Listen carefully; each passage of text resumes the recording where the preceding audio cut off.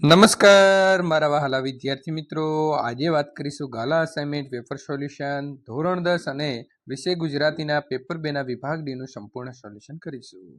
નીચે આપેલા પંક્તિઓનો આશરે તમારે 15 વાક્યની અંદર અર્થ વિસ્તાર કરવાનો છે. અને વિદ્યાર્થી મિત્રો, ચેનલની અંદર પ્રથમ વખત મહેમાન બન્યા છો તો ચેનલને ખાસ સબસ્ક્રાઇબ કરી દેવી, જેથી કરીને તમામ વિષયના સોલ્યુશન તમને મળી રહે. હવે વાત કરીશું. પહેલું છે કે ઘટમાં ઘોડા થનગને આતમ વિજે પાંખ, અણદીઠેલી ભૌમ ઉપર યુવાન માટે આંખ. પ્રસ્તુત પંક્તિઓની અંદર કવિ કહે છે કે લીમડો સ્વાદમાં કડવો હોય છે, પરંતુ તેનો છાંયડો શીતળ હોય છે.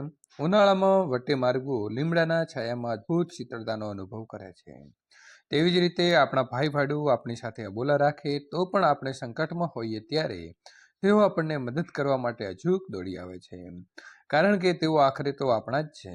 બીજા કોઈ આપનો તમાશો જોઈને રાજી થાય છે, જ્યારે ભાઈ આપણું સુખ જોઈને દુઃખી થાય છે, અથવા તો એને પણ દુઃખ થાય છે. તેથી તે સાચી લાગણીથી પ્રેરાઈને મદદે દોડી આવે છે. બીજું, આપણા મા બાપ, વડીલો અને ગુરુજનો આપણને ઠપકો આપે ત્યારે, મિત્રો આગળ ઠ કરી દેજો, ઠપકો આપે ત્યારે આપણને માઠું ન લગાડવું જોઈએ, કારણ કે તેઓને આપણા પ્રત્યે લાગણી જેવી હોય છે અને તેવી લાગણી અન્ય વ્યક્તિઓને હોતી નથી. તેમના કડવા વેણમાં આપણો જ હિત જે છે તે સમાયેલું છે. અથવા તો પ્રશ્ન નંબર મિત્રો 53, કડવા હોય લીમડા પણ શીતળ તેની છાય, બાંધવા હોય અબોલડા તોય પોતાની બાય. દોહરાની પ્રસ્તુત પંક્તિઓની અંદર મનુષ્યની યુવાવસ્થાની વાત કરી છે. કિશોરાવસ્થાની અંદર સપનોને સાકાર કરવા માટે પરમાત્માએ યુવાનીની અંદર યુવાન પુરુષાર્થ આપ્યો છે. કવિ કહે છે કે કિશોર જ્યારે યુવાન બને છે ત્યારે એ યુવાનની, મિત્રો યુવાન છે, યુવાનની આંખ શું ઝંખે છે? માં કોઈ ગયું નથી જે કોઈએ સિદ્ધ કર્યું નથી, ત્યાં જવાની તે સિદ્ધ કરવા તે ઝંખે છે. એનાથી ઉત્સાહ છે, ધીરજ છે, પુરુષાર્થ કરવાની ત્રેવડ છે. ઘટ એટલે કે શરીરની અંદર ઘોડો થનગને છે. કંઈક કરવા કે કંઈક નવું કરી બતાવવાની અદમ્ય એની જે ઈચ્છા શક્તિ છે એનામાં સહજ ફૂટી નીકળે છે. તેનો આત્મા જાણે પાંખડો થઈ ઉડવા જે છે તે માંગે છે. મિત્રો, યુવાની એ જીવનનો મધ્યાહન છે. જ્યારે માનવી યુવાન મધ્યાહનના સૂર્યની જેમ તેજથી પ્રબળ પ્રાણ શક્તિથી તપતો હોય છે, યુવાનોના હૃદયની અંદર ઉલ્લાસ, ઉત્સાહ અને થનગનાટ ભર્યો હોય છે. કંઈક કરી છૂટવાની પ્રબળ આકાંક્ષા તેના હૃદયની અંદર હિલોડા લેતી હોય છે. જીવનને ગૌરવ મળે એવું કંઈક કરવાની યુવાની ઝંખે છે. કહ્યું છે કે ગમે ના શૈશવ ખેલ, યુવાને ના પરાક્રમ, સાધુતા નહીં વર્તક્યું વ્યર્થ તો જિંદગી કર્મ.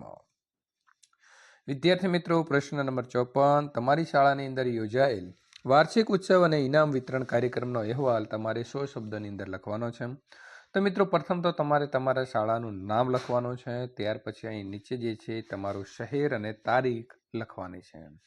ત્યાર પછી અહીંથી તમારે અહેવાલ લખવાની શરૂઆત કરવાની છે અને સ્ટેપ બાય સ્ટેપ જે પણ કાર્યક્રમની અંદર થયું છે, મુખ્ય મહેમાન કોણ આવ્યા છે, કોણ કોણ જોડાયા છે, સભા મંડપની અંદર શું કર્યું છે, કેવી કેવી કૃતિઓ જે છે તેની રજૂઆત થઈ છે, કોણે કયા પ્રકારનું વિદ્યાર્થી મિત્રો વક્તવ્ય આપ્યું છે, સંપૂર્ણ જે છે તમારે અહીં લખવાનું છે. અને ત્યાર પછી મિત્રો અહીં તમારે પૂર્ણાવર્તી એટલે કે જે પ્રતિજ્ઞા લીધી છે અથવા તમને આશીર્વચન મળ્યા છે તે તમારે લખી અને ભોજન લઈ અને છૂટા પડ્યા હોય તો તે લખવાનું છે.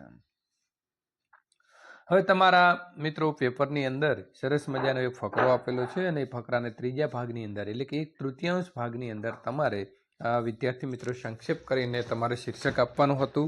તો શીર્ષક આવે છે કુદરતને માણે તે સુખી. અન્ય પ્રાણીઓની જેમ માણસનું પણ ખરું સ્થાન કુદરતની અંદર રહેલું છે. જે માણસ કુદરતી તત્વનું સૌંદર્ય, શીતળતા, સંગીત અને ભીની માટીની સોડમ માણી શકતો નથી તે વ્યક્તિ સુખી થવાની ક્ષમતા ગુમાવી બેસે છે.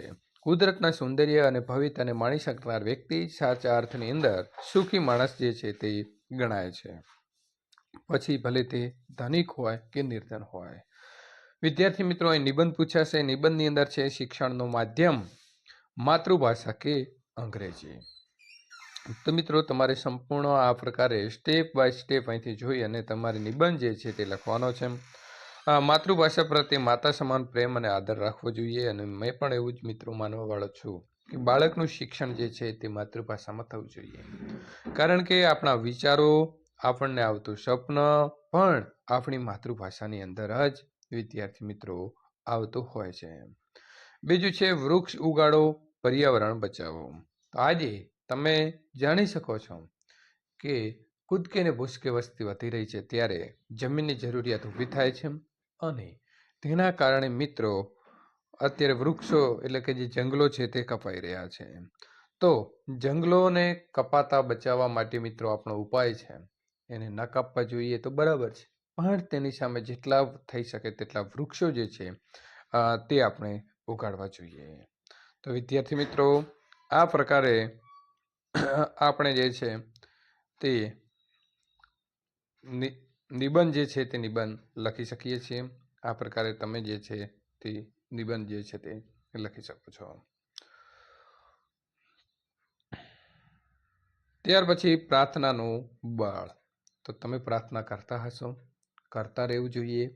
જ્યાં સુધી મિત્રો આપણે જીવીએ છીએ ત્યાં સુધી કુદરતે, ભગવાને, ઈશ્વરે જેને તમે માનો છો તેણે આટલી સરસ મજાની જે આપણને જિંદગી આપી છે તેને યાદ કરવો જોઈએ. અને જેવી રીતે ખોરાક શરીરને ખોરાક જરૂરી હોય છે તેવી રીતે આત્માને પ્રાર્થનાની જરૂર હોય છે. તો વિદ્યાર્થી મિત્રો તમારે જે છે એ પ્રાર્થનાના કારણે અહીં આપણે જે તમે આખું લખેલું વાંચશો તો તમને ખબર પડશે કે જે દર્દીની આપણે દુઆ કરીએ છીએ તેને વેન્ટિલેટરની પણ કરતાં પણ જે છે તે આપણી દુઆ વધારે કામ લાગતી હોય છે. તો આપણે જે અહીં સંપૂર્ણ મિત્રો કારણો સહિત જે છે એ પ્રકારે તમે પ્રાર્થનાનો જે હેતુ છે એ હેતુ લખી શકો છો. ત્યારે મિત્રો આ પ્રકારના પેપર સોલ્યુશન મેળવવા માટે ચેનલને ખાસ સબસ્ક્રાઇબ કરી દેવી અને અહીં આપેલી એન્ડ સ્ક્રીન ઉપર ક્લિક કરી અને વિદ્યાર્થી મિત્રો આગળનું પેપર સોલ્યુશન મેળવી શકો છો.